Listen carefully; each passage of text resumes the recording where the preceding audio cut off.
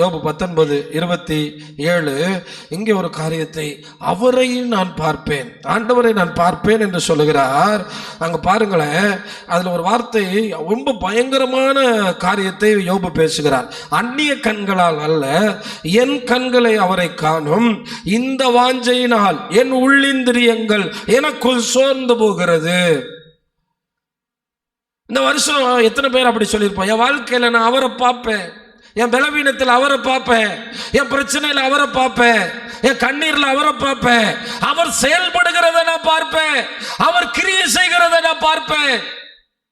ஆனா கடைசியில் இவருக்கு என்னதான் மிஞ்சிச்சா? ஏமாற்றம். என்னதான் மிஞ்சிச்சா? ஏமாற்றம். இந்த வசனத்தை எப்படி யோபு பேசினார் தெரியுமா பிரியமானவர்களே? வியாதியினுடைய உச்ச நேரத்தில் பேசினார். எப்படி நான் சொல்றேன் தெரியுமா? நீங்க நல்லா கவனிங்களேன். அவர் என்ன சொல்றார் தெரியுமா? 23ஆம் வசனத்துல, நான் இப்பொழுது சொல்லும் வார்த்தைகள் எழுதப்பட்டால் நலமாயிருக்கும், அவைகள் ஒரு புஸ்தகத்தில் வரையப்பட்டு அல்லது என்றைக்கும் நிலைக்க அவைகள் கருங்கல்லிலே உளிவெட்டாகவும் ஈய எழுத்தாகவும் பதிந்தால் நலமாயிருக்கும். அவர் சொல்றாரு, இதெல்லாத்தையும் யாராவது எழுதி கொடுத்தா. ஏன் தெரியுமா? யோபு மோசேக்கு முந்தின காலம். மோசே மட்டும்தான் எழுதவே ஆரம்பிச்சார். ஆதியாகமமே மோசே தான் எழுதினார். அதுக்கு முன்னாடி எழுதுறத பத்தி யாருமே யோசிக்கல, எழுதுறத பத்தி யாருமே சிந்திக்கல. இந்த என் பிரச்சனையை யாராவது எழுதி வச்சா நல்லா இருக்குமே, யாராவது ஒரு எழுத்து வடிவில் எழுதுனா நல்லா இருக்குமே அப்படின்னு சொல்லிட்டு, என் மீட்பர் உயிரோடு இருக்கிறார் என்றோ, அவர் கடைசி நாளில் பூமியின் மேல் நிற்பார் என்றும் நான் அறிந்திருக்கிறேன்.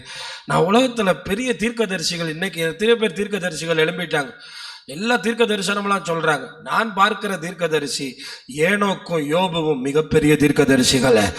ஏனோக்கு ஆண்டவர் பரிசுத்தவான்களோடு வருவார். அந்த பரிசுத்தவான்கள் யாருன்னு உங்களுக்கு தெரியுமா? நம்ம தான். ஆமென் சொல்லுங்களேன். இயேசுநாதரோட 2ஆம் வருகையில வரப்போற பரிசுத்தவான்கள் யாரு? நம்ம தான். பரலோகத்துக்கு போயிட்டு திரும்ப இயேசுவோட அந்த பூமிக்கு வரப்போறோம். இத பத்தி ஆதாமோட 7ஆம் தலைமுறையாகிய ஏனோக்கு பேசுறார். இதுல இருந்து என்ன தெரியுது தெரியுமா? ஆண்டவர் நாளைக்கே வந்துருவார்னா கூட ஆண்டவரோட நெருக்கமா இல்லாதவங்களுக்கு ஆண்டவருடைய ரகசியம் புரியாது. ஆமா, இந்த பாஸ்டர் இருக்கான், நம்ம ஏதோ சும்மா வந்து உட்கார்ந்துட்டு நம்ம கடமை போம். யோபு ஒரு பாஸ்டர் இல்லை, எனக்கு ஒரு பாஸ்டர் இல்லை. ஆனா அவங்க இயேசுநாதரே பிறக்கிறதுக்கு முன்னாடி ஆண்டவர் இந்த பூமியில வந்து நிற்பார் என்றும், இந்த பூமியில ஆளுகை செய்வார் என்றும், இந்த பூமியை நியாயம் தீர்ப்பார் என்றும் அவங்களால உணர முடிஞ்சு.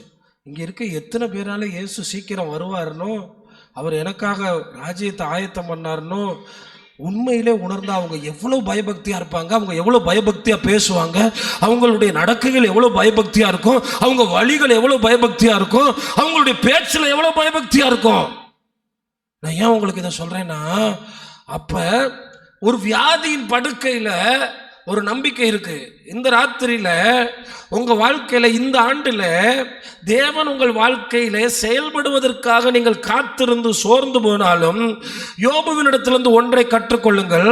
அவர் என்ன சொல்லுகிறார் தெரியுமா? அடுத்த வசனத்தில் அவர் தெளிவாய் சொல்லுகிறார், என் தோல் முதலாய் அழுகி போன பின்பும் நான் என் மாம்சத்தில் இருந்து யாரை பார்ப்பேன்? பார்ப்பேன். அப்படின்னு அவர் என்ன பேசுறாரு தெரியுமா? இந்த பிரச்சனையில, இந்த வியாதியில, இந்த நெருக்கத்துல, இந்த கண்ணீர்ல, இந்த தேவையில என் ஆண்டவரை நான் பார்த்தே தீருவேன். இதை நான் கொஞ்சம் உங்களுக்கு பார்க்கும்போது ஒரு பிரதர்கிட்ட பேசினேன். அவர் சொன்னார், என்ன தேஜம் பண்ணே, அவருக்கு ஒன்றும் பிரச்சனை எல்லாம் பெருசா தெரியல, என்ன வந்தேன் ஒன்றும் நடக்க மாட்டேங்குது. இவருக்கும் அவருக்கும் உள்ள வித்தியாசத்தை பார்த்தீங்களா? ஆமா, கடவுள் ஒன்றும் எனக்கு செய்கிற மாதிரி தெரியல. ஆனால் இவர் அதே வியாதியில் தோல் அழுகி போகிற நிலைமையில், இனி அழுகிய போனாலும் இன்னும் கொஞ்சம் அட்வான்ஸாக போய் இன்னும் கொஞ்சம் அடுத்து பேசுவார். அவர் என்ன கொன்றே போட்டாலும் நான் அவரை பார்ப்பேன். அல்லேலூயா. அவர் கொன்றே போட்டாலும் நான் பார்ப்பேன். 2ஆம் உலகப் போரில் ஒரு அதிசயம் நடந்துச்சு, அவங்களுக்கு தெரியுமா? ஒரு இராணுவ வீரன் என்ன செய்தாராம், இராணுவத்தில் போயிட்டு நேர அந்த இப்போ இராணுவ இதில் பணித்தளத்தில் போய் யுத்தம் எல்லாம் பண்ணிட்டு அந்த 2ஆம் ரொம்ப டயர்டில் வீட்டுக்கு வந்தா மனைவியை காணமா. இது என்னடா மனைவியை காணமே அப்படின்னு சொல்லிட்டு வீட்டில் இங்கேயும் யுத்தம் நடந்துச்சு, உங்கள் மனைவியை சுட்டுட்டாங்க போல, என்னன்னு தெரியல அப்படின்னு சொல்லி நேராக போனா பார்த்தா பணத்தை குமிச்சு போட்டிருக்காங்களாம். செருப்பு தெரியுதான். என்ன தெரியுதா? அங்கேருந்து சொல்கிறாரா, என் மனைவி சாக மாட்டா, என் மனைவி சாக. நான் நினைக்கிறேன் சில மனிதர்களை ஆண்டவர் எப்படி காப்பாற்றுறாரு பாருங்க. என் மனைவி சாக மாட்டான் அப்படி சொன்னா, செத்து போய் இதை போட்டிருக்கிறா 100 பேர் அப்படின்னு பார்த்தா கரெக்டாக போய் பார்த்தா இவர் அப்போ தான் பிறந்த நாளுக்கு வாங்கி கொடுத்த செருப்பு, அந்த புது செருப்பு காலில் மாட்டியிருக்கான். செருப்பை பார்த்து கண்டுபிடிச்சாரு, யார் தானே? மனைவி தான். அதோட எல்லா பாடியும் தள்ளிட்டு அந்த பாடியை தூக்கி தோளில் போட்டு தட்டி கொடுத்தா கண்ணு முழிச்சு உயிர் வந்துருச்சு. அல்லேலூயா. நான் பார்க்குறேன், ஒரு மனுஷனுடைய நம்பிக்கையை தேவன் கனப்படுத்துறார். எனக்கு இது ஆச்சரியமாக இருந்துச்சு இது கேட்கும்போது. அப்போ எல்லாரும் பாடியை விட்டுட்டு போயிட்டான், வந்து பார்க்கறதுக்கு ஆள் இல்லை.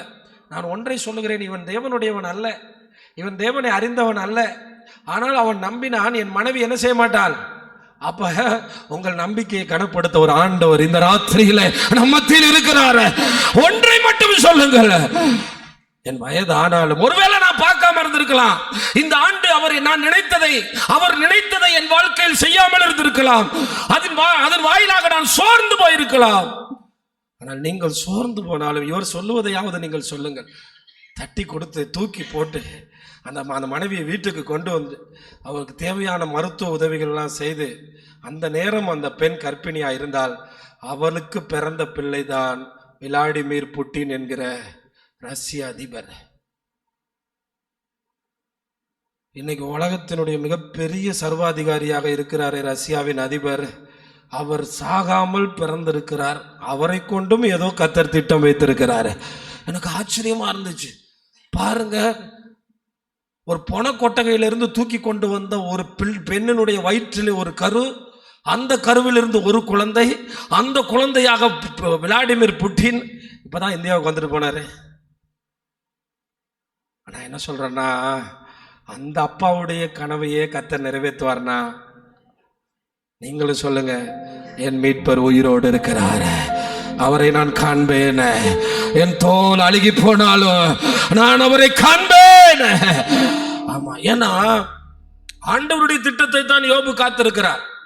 யோபு ஆண்டவருடைய திட்டத்துக்காகத்தான் காத்திருக்கிறார். யோபுக்கு அந்த உணர்வு உண்டு, தேவன் எப்படியாவது என்னை சுகமாக்குவார், தேவன் எப்படியாவது என்னை விடுவிப்பார், தேவன் எப்படியாவது எனக்கு நடத்துவார். ஆனால் தேவன் ஒன்றை எதிர்பார்க்கிறார், நீ இதை சொல்லணும்பா.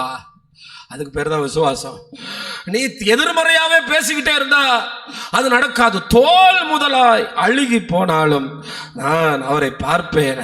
அதைத்தான் நீங்கள் எல்லாரும் எழுதுங்கள், என் தேவனை நான் பார்ப்பேன். ஆனா பார்ப்பேன்னு சொல்லிட்டு கவனிங்களேன், நீங்களும் இப்படித்தானே, நம்மளும் இப்படித்தானே. ஆராதனை நேரத்தில் ஆர்ப்பரிப்போம், ஆண்டவரை துதிப்போம்னு சொல்லிட்டு வீட்டுக்கு போயிட்டு அடுத்த வசனம் மாதிரியே சொல்றல, இந்த வாஞ்சையால் என் உள்ளிந்திரியங்கள் என்ன செய்து சோர்ந்து போது. ஆண்டவர் தான் செய்யணும், எனக்கு ஆண்டவர் தான் செய்வாரு. ஆமா, என் தோல் அழுகி போனாலும் செய்வாரு, என் வாழ்க்கை முடிஞ்சு போனாலும் செய்வாரு, என்ன ஆனாலும் செய்வாரு. ஆனாலும் என்ன செய்தான்? ஆமா, இந்த வாஞ்சினால என் உள்ள என்ன செய்தங்கிறாரு. அதை யோபு 23 பாருங்களேன். யோபு 23:8 பார்த்தீங்கன்னா இன்னும் ரொம்ப அருமையா பேசுவாரு. எனக்கு இந்த யோபு புஸ்தகத்தை அடிக்கடி படிப்பேன், ரொம்ப நல்லா இருக்கும்.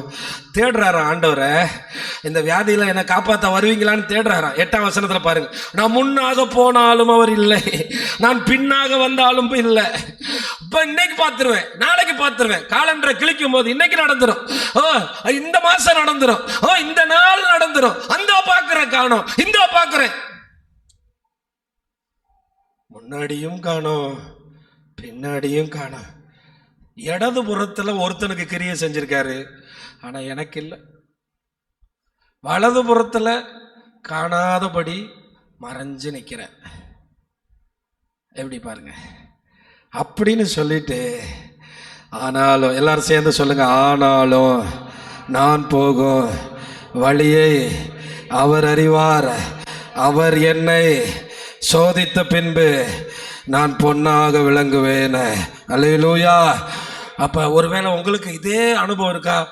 கடினமான பாதையில போகும்போது யோபு புஸ்தகத்தை படிங்க.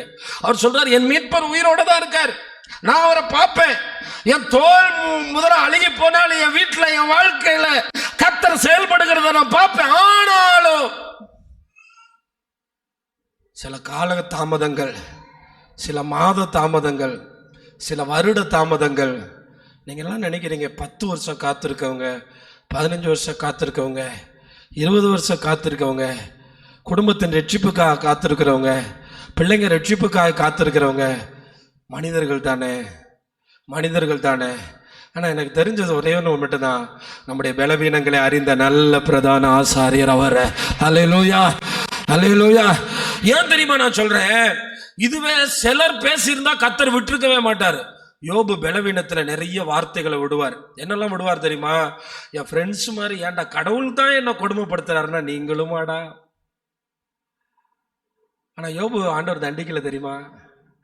ஏன்னா நிலைமை ஆண்டவருக்கு தெரியும். அவனுக்கு கொடுக்கப்பட்டிருக்க பரீட்சை IAS எக்ஸாம் மாதிரி. அவன் போற சோதனை ரொம்ப கஷ்டம். அவன் தாங்க முடியாத பாதையில போயிட்டு இருக்கான். அதனால அவன் பேசட்டும். எனக்கு அதுல ரொம்ப பிடிச்சது என்ன தெரியுமா? 42 அதிகாரத்துல சொல்லுவாரு, நீங்க 3 பேர் யோபு மாதிரி எப்படி பேசல, நிதானமா பேச. நீங்க யோபு புஸ்தகத்தெல்லாம் படிச்சு பாருங்க. யோபு நிறைய இடத்துல, ஆமா ஆண்டவர் என்னை கொடுமைப்படுத்துறாரு, ஆண்டவர் என்னை வருத்தப்படுத்துறாரு, ஆண்டவர் மறைஞ்சிருக்காருன்னு பேசுவாரு. ஆனா ஆண்டவர் அதை பொருட்டா நினைக்கல. ஏன்னா நம்ம எந்த பாடுகள்ல போறோம்னு அவருக்கு நல்லாவே தெரியும். நான் போகும் பாதை அவர் அறிவார், அவர் என்னை சோதித்த பின். அடுத்து பாருங்க, என் கால்கள் அவர் அடிகளை பற்றி பிடித்தது. வியாதி நேரத்துல உங்க கால்கள் பாவத்தை பற்றி பிடிக்கலாம். பிரச்சனை நேரத்துல உங்க கால்கள் வேற யாரையோ பற்றி பிடிக்கலாம். உங்க சொந்தக்காரங்கள்ட்ட போய் ரொம்ப கஷ்டப்படுறேன்னு சொல்லலாம். யாரோ உங்களுக்கு உதவி செய்யறவன்ட்ட போய் எனக்கு உதவி செய்யன்னு சொல்லலாம். அவர் சொல்றாரு, என் கால் அவரையே பற்றி பிடித்தது, அவருடைய நெறியை விட்டு நான் சாயாமல் அதை என்ன செஞ்சேன், கை கொண்டேன். அதனால ஒன்று சொல்றேன், சோர்ந்து போய் வசனத்தை விட்டோ பின்வாங்கியோ மறுதளிச்சோ ஆண்டவர் வார்த்தையினால் வருத்தப்படுத்தியோ போக வேண்டாம். உங்க கால்கள் அவர் பாதையிலே நடப்பதாக. அதில் எனக்கு அடுத்து பார்த்தீங்களா, இதுதான் ரொம்ப பிரச்சனை. இந்த உதடு நாக்கு இருக்கு பாருங்க, மனுஷன் எப்படி வாழ்ந்திருக்காரு வியாதியில. அவர் உதடுகளின் கற்பனைகளை விட்டு நான் பின்வாங்குவதில்லை, அவருடைய வாயின் வார்த்தைகளை எனக்கு வேண்டிய ஆகாரத்தை பார்க்கிலும் அதிகமாய் காத்துக்கொண்டேன். இங்க இருக்கிற நிறைய பேர் பிரசங்கம் கேட்கறத பார்க்கும்போது சுவிட்ச் ஆஃப் பண்ணிட்டு பிரசங்கத்தை முடிச்சிடலான்னு தோணும். ஆனா தேவன் வாயிலிருந்து வர்ற வார்த்தையை கால சாப்பாட்டை விட அவர் வாயிலிருந்து கொடுக்கிற வார்த்தைகளை, சில வயசான பாட்டிக்கிட்ட போனீங்கன்னா சாப்பாடை கொடுறான்னு தான் கேட்கும், ஆண்டவர் சத்தம் கேட்காது. ஆனா வியாதியின் மத்தியில எனக்கு ஆகாரமே அவர் வார்த்தை தான், எனக்கு பலனே அவர் வார்த்தை தான். நான் தான் இந்த பிரசங்கம் தொடங்கும் போதே சொன்னேன், நீ நீரோட அருகில் உள்ள மரமா மாறணும். படிக்காதவங்களாம் பிள்ளைங்களை எடுத்து வசனத்தை, பிள்ளைங்க வசனம் வாசிச்சா 2 ஆசீர்வாதம், அவங்களும் பலப்பட்டுருவாங்க, நீங்களும் பலப்பட்டுருவாங்க. அல்லேலூயா. படிக்காதவங்களுக்கு இது மிகப்பெரிய வசதி. அப்ப பாருங்க, ஆண்டவர் பேசுற வார்த்தைகளை, கால சாப்பாடு எது உங்க வாழ்க்கையில, கால சாப்பாடை விட அவருடைய வார்த்தையை பிடிச்சுக்கிறீங்க. இது வியாதி நேரத்துல தான் அவர் பேசினாரு. அவரோ வென்றால் ஒரே மனமா இருக்கிறார். அப்படின்னா என்ன சொல்றாரு தெரியுமா? எனக்கு உதவி செய்யறதுக்கு அவருக்கு மனம் இல்லை, எனக்கு இப்ப அவர் செய்ய மாட்டேங்கிறார். அவர் கேட்கிறார், அவரை திருப்புறது யாருப்பா, அவரை திருப்பத்தக்கவர் யார்? அவரை யாராவது திருப்பிட்டு வருவாங்களா எனக்கு சுகமாக்க, என் பிரச்சனையை மாத்த அவர் யாராவது திருப்ப முடியுமா? ஆனா இன்றைக்கு சொல்லுகிறேன், இம்மானுவேலனாய் நம்மோடு அவர் இருக்கிறார். கையை நல்ல தட்டுகளே. அல்லேலூயா. அன்னைக்கு அவர் சொல்றாரு, என் பிரச்சனையை தீர்க்கிறதுக்கு ஒரு பரிந்து பேசுறதுக்கு ஆள் இருக்கா? இல்ல, அவர் சித்தத்தை தான் செய்வார். எனக்கு யார் செய்வா? அவரை திருப்பத்தக்கவர் யார்? ஆனாலும் இடையில அவருடைய வார்த்தையை ரொம்ப யோசிப்பார் பாருங்க. எனக்கு குறித்ததை அவர் எல்லாரும் சேர்ந்து சொல்லுவோமா? எனக்கு குறித்திருக்கிறதை அவர் நிறைவேற்றுவார். நல்ல முழு பலத்தோட சொல்லுவோமா? ஆண்டவருக்கு கேட்கட்டும், எனக்கு குறித்திருக்கிறதை அவர் நிறைவேற்றுவார். அல்லேலூயா. ஆமா, எல்லாரும் சொல்லுங்க, முதல் இன்னிங்ஸை விட 2வது இன்னிங்ஸ் தான் அதிக ரன் சேர்க்கணும். ரைட் தானே? எத்தனை பேருக்கு டெஸ்ட் மேட்ச் தெரியும்? மொதல் 40 சாதாரண வாழ்ந்தீங்கன்னா அடுத்த 40 கத்தர் வாழ வச்சாருன்னா அசாதாரணமாக வாழணும். மொதல் 40 உங்களுக்காகவே வாழ்ந்துட்டீங்கன்னா அடுத்த 40 ஆண்டவருக்காக வாழ்ந்து பாருங்க. அதுக்காக இங்கே இருக்க வாலிபர்களுக்கு சொல்லலை, ஆண்டவருக்காக வாழ்கிற மாதிரி ஒரு சுகம் இருக்குமா? ஏன்னா நம்ம ஆண்டவர் மட்டும் யாருக்குமே கடங்காரர் இல்லை.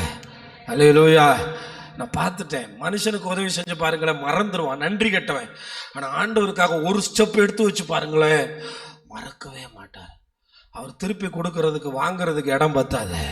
அவர் நமக்கு திருப்பி செய்கிறத நம்ம பார்க்கும்போது அத்தனை நல்ல தகப்பனவர். அவருக்காக வாழ்ந்த அவர் திருப்பி தராட்டா என்ன, மகிமையில் மகிமை மேல மகிமை தருவார். அதனால தான் எனக்கு குறித்ததை அவர் நிறைவேற்றுவார். இப்படிப்பட்டவைகள் இன்னும் அநேகம் அவரிடத்தில் இருக்கிறது. எல்லாரும் சேர்ந்து இந்த வசனத்தை மறுபடி சொல்லுவோம். எனக்கு குறிக்கிறதை அவர் நிறைவேற்றுவார், இப்படிப்பட்டவைகள் இன்னும் அநேகம் அவரிடத்தில் உண்டு. நிறைய பேர் சொல்லுவாங்க, இந்த ஆசீர்வாதம் மட்டும் கிடைச்சா போதும். நோ நோ நோ, இது மட்டும் எனக்கு கிடைச்சா போதும் இல்லை. எத்தனை பேர் நம்புறீங்க? அவர்கிட்ட அநேகம் இருக்கு, அவர்கிட்ட அநேகம் இருக்கு.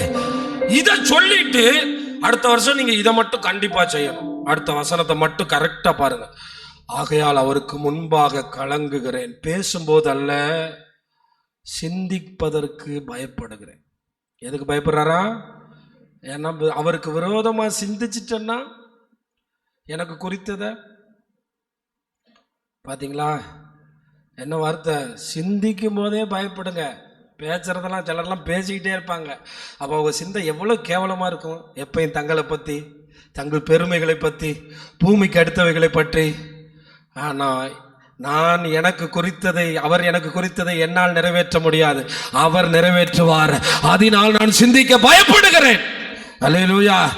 இப்போ எல்லாரும் சேர்ந்து சொல்லுங்க, அவருக்கு விரோதமா சிந்திக்கிறத நான் பயப்படுறேன்.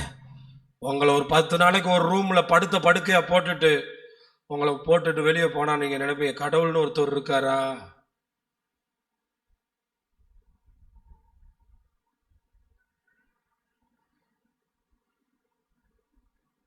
சிந்திக்கிறதுக்கே பயப்படுறாரு. ஆனா சிலர்லாம் வாய்க்கு வந்ததை பேசுவாங்க, சிந்திக்கிறதுக்கே பயப்படுறாரு. கடைசியில் என்ன நடந்துச்சு தெரியுமா? தோல் அழுகுச்சு, ஆள் இப்படி மாறினாரு, எல்லாரும் அவரை விட்டு விலகுனாங்க. ஆனால் என்ன நடந்துச்சு தெரியுமா? 42. இதோடு நான் இன்னைக்கு முடிக்கிறேன். ஒருவேளை அப்படிப்பட்ட சோர்வோடு நீங்கள் வந்திருந்தா, தேவனை பார்க்க முடியவில்லை என் வாழ்க்கையில், 42ஆம் அதிகாரம் 5-6 வசனங்களை வாசித்து நான் அடுத்த பகுதிக்குள்ளே போகிறேன். 42, 5, 6 வேகமாக வாசிப்போமா? இதுதாங்க நம்ம வாழ்க்கை, ஒவ்வொருத்தவங்க வாழ்க்கையில். எங்கள் அம்மா சொன்னாங்க இயேசு நல்லவர்னு, எங்கள் அப்பா சொன்னார் இயேசு அற்புதம்லாம் செய்வார்னு. என் காதில் நான் கேள்விப்பட்டேன். எங்க பாஸ்டர் சொன்னார் இயேசு அற்புதம் செய்வார்னு, டிவியில் நான் கேட்டேன் இயேசு அற்புதம் செய்வார்னு. ஆனா இப்ப என் வாழ்க்கையில் அதை பார்க்கிறேன். கையை நல்லா தட்டுங்களேன். அல்லேலூயா, அல்லேலூயா. நான் ஒன்னே மட்டும் சொல்றேன், நிறைய கிறிஸ்தவ குடும்பத்தில் விசுவாசமே இல்லாம பேரை மட்டும் கிறிஸ்தவங்களை வச்சுட்டு வளர்ந்தவங்க எல்லாரையும் ஆண்டவர் ஏன் இப்படி நடத்துகிறார் தெரியுமா? 80 வயசானாலும் யாக்கோபுக்கு ஒரு பெத்தேல் வந்தால் மட்டும்தான் கர்த்தர் யார் என்று அவனுக்கு விளங்கும். அதனால தான் சொல்றாரு, இதுவரை யார் யாரோ எந்திரிச்சு சாட்சி சொன்னாங்க, நான் யார் யாரோ சொன்னதெல்லாம் என் காதுல கேட்டேன், ஆனா இப்ப என் கண்ணே பார்த்துருச்சு. அதான் அந்த வார்த்தை, இப்ப என் கண்கள் அதை காண்கிறது. எவ்வளவு நல்ல வார்த்தை பாருங்க. உங்க வாழ்க்கையில உங்க கண்கள் கர்த்தருடைய அற்புதத்தை பார்க்கட்டும். ஒன்னே ஒன்று மட்டும் சொல்றேன், ஆண்டவரை நம்பி வந்து இந்நாள் வரை ஆண்டவருக்காக நிற்கிற உங்க வாழ்க்கை தோல்வியில முடிக்க மாட்டாரு. உங்களுக்கு குறித்ததை அவர் நிறைவேற்றியே தீருவாரு. சிந்திக்கிறதுக்கு யோபு மாதிரி பயப்படுங்க, ஆண்டவர் நிச்சயமா உங்க கண்கள் காணும். எனக்கு ரொம்ப அதிசயமா யோபு எவ்வளவு ஆண்டவர் கனம் பண்ணியிருக்காரு பாருங்க. ஆகையால் நான் என்னை அருவருத்து தூளிலும் சாம்பலிலும் இருந்து மனஸ்தாபப்படுகிறேன். எதுக்கு தெரியுமா? யோபுவோட வார்த்தை ஆண்டவர் பெருசா எடுத்துக்கல, அவன் ஆண்டவர் சொல்றதுக்கு முன்னாடியே மனஸ்தாபப்பட்டான். நான் பேசுனது எல்லாம் தப்பு, ஆண்டவர் என்ன கொடுமைப்படுத்தினாருன்னு சொன்ன. ஆனா யோபு ஃப்ரெண்ட்ஸ் 3 பேரை பாருங்க, அவங்க வாட்டுக்கு பேசிட்டு உட்கார்ந்துட்டாங்க. அதனாலதான் ஆண்டவர் சொன்னாரு, இப்ப யோபு ஜெபம் பண்ணாதாண்டா உங்களுக்கே சுகம். நீங்க 3 பேரும் சுகம் ஆகணும்னா யார் உங்களுக்காக ஜெபம் பண்ணணும்? அந்த நீங்க பேசுறீங்களா அவன் ஜெபம் பண்ணணும். ஏன் தெரியுமா? யோபு ரியலைஸ் பண்றாரு, ஆண்டவர் யோபுட்ட கேட்டாரு, நீ என்னை பத்தி இவ்வளவு விஷயம் பேசுறியே, அந்த காட்டுல மானு குட்டி போட போகுதுன்னு உனக்கு தெரியுமா? அந்த காட்டுல மானுக்கு எத்தனாவது மாசம் உனக்கு தெரியுமா? இந்த உலகத்தில் இருக்கிற சகலத்தையும் நான் தான் செய்கிறேன், உன் வியாதியும் எனக்கு தெரியாமல் வரவில்லை, உன்னை நான் சுகமாக்குவேன். அதுதான் ஆண்டவர் அவனுக்கு படித்து கொடுத்தார். 40-41 உங்கள் வாழ்க்கையில நடக்கிற எந்த அத்தியாயமும் அவருக்கு தெரியாமல் இல்லை. சிலர் சொல்லுவாங்க, அவர் கொஞ்சம் காலம் வாழ்ந்திருக்கலாம். நான் சொல்ல மாட்டேன், அவர் கொடுத்த ஆயுசு முடிஞ்சிருச்சு, அவர் போயிட்டார். சிலர் அடக்காரங்களை போய் இவங்க கிறிஸ்தவங்களாம், இன்னும் 10 வருஷம் அவர் வாழ்ந்திருக்கலாம். உங்கள் பேச்சுக்கள் கவனமாக இருக்கட்டும். ஆண்டவர் குடித்த காலம் வரும்போது அவர் எடுத்து அவர் சித்தமானதை செய்கிறார். அதில் ஒரு வசனம் யோபு தான் சொல்வார், அவர் முறித்து கொண்டு போகிறார், தடுப்பவன். நீங்க தடுப்பீங்களா? அவர் கோடாலி பிடிப்பீங்களா? என்ன கொண்டு போறாரா? முறிச்சுட்டு போயிடுவாராம். தடுப்பீங்களா? இவ்வளவு தூரம் வாழ வச்சிருக்காரு, குறித்ததை நிறைவேற்றுவாரு. அதனால இன்னைக்கு சொல்லுங்க, எல்லாரும் கையை வச்சு சொல்லுங்க, உண்மை குறித்து சோர்ந்து போன நேரத்துல நான் தப்பா பேசியிருக்கேன், யோபு போல நானும் மனஸ்தாபப்படுறேன் ஆண்டவரே, மனஸ்தாபப்படுறேன் ஆண்டவரே, மனஸ்தாபப்படுறேன் ஆண்டவரே. அவன் பேசுவான், இந்த சாமிக்கு கண்ணு இருக்கான்னு. அவன் பேசுவான், இந்த சாமி கேட்கிறாரான்னு. ஆனா உங்களுக்கு தெரியும், நம்மை படைத்தவர் உங்களை விட்டு விலகுவதில்லை. நீ தனிமையில் நடந்த போதும் வந்தார், நீ இரவில் பெத்தேலில் படுத்திருந்த போதும் வந்தார், மனிதர்கள் உன்னை ஏமாற்றின போதும் வந்தார், லாபான் உன் பணத்தை எல்லாம் எடுத்த போதும் வந்தார். உன் வாழ்க்கையின் எல்லா அத்தியாயத்திலும் வருகிற ஒரே ஆண்டவர் நம்முடைய தேவன் ஒருவரே. நல்ல கையை தட்டி அல்லேலூயா, அல்லேலூயா. நீங்க இப்போ உங்களுக்கு புரியாது, இன்னும் கொஞ்சம் தாண்டி தாண்டி வந்து உங்களுக்கு ஒரு இடத்துல வந்து உட்கார வைக்கும் போது தான் தெரியும். நான் காலேஜ் படிக்கும் போதும் வந்தார், நான் வேலை தேடும் போதும் வந்தார், நான் குடும்பம் ஆகும் போதும் வந்தார், இன்றும் அவர் என்னோடு இருக்கிறார். உங்களுக்கு குறித்ததை அவர் நிறைவேற்றுவார். அதனால்தான் இப்படி நீங்க மனஸ்தாபப்படுங்க. சில நேரம் கடந்த நாட்கள்ல சோர்வுல நான் பேசிட்டேன், எனக்கு ஆண்டவர் இப்படி பண்ணிட்டார், நான் சோர்வுல பேசிட்டேன். ஆனா இப்ப சொல்றேன், என் கண்கள், என் காதில் கேட்டதை என் கண்கள் காணும். ஆண்டவர் ரெட்டிப்பாய் சகலத்தை தர வல்லவர், இழந்தவைகளை திரும்ப தர வல்லவர், இழந்து போன சுகத்தை தர வல்லவர். ஹல்லேலூயா. துன்பத்தை கண்ட நாட்களுக்கு தக்கதாய் அவர் நம்மை திருப்தியாக்குகிறவர். யோவேல் 2ல சொன்னார், இழந்து போன யாவையும் உனக்கு தருவேன், இழந்து போன உறவுகளை உனக்கு தருவேன். நான் ஆண்டவரே, நான் பேசுறதுக்காக மனஸ்தாபப்படுறேன்,